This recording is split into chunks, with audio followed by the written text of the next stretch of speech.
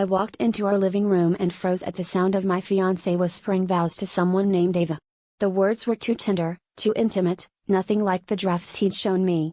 My heart hammered as I listened, hidden behind the door, feeling like I'd just slipped into a parallel universe where I was the stranger at my own wedding. I confronted him, voice shaking, and he just stared at me, pale as a ghost, before asking if I'd help him write her vows too, like this was some group project I'd accidentally signed up for. He claimed Ava was just a character for his best man's toast, some elaborate joke I wouldn't get yet.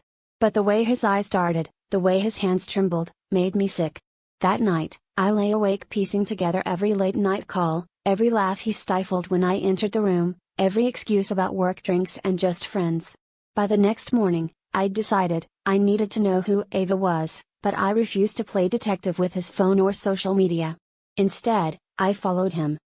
He led me straight to a tiny cafe on the edge of town, where he slid into a booth across from a woman with auburn hair and nervous eyes.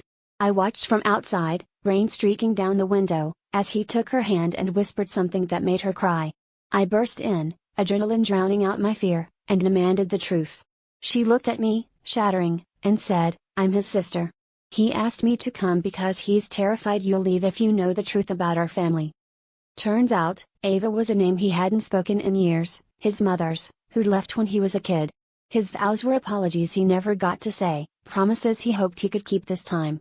He'd been rehearsing for the woman he was marrying, yes, but also for the ghosts he carried.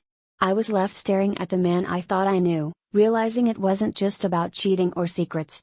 It was about whether I could love someone who was still haunted by a past he was desperate to rewrite, even if it meant lying to me.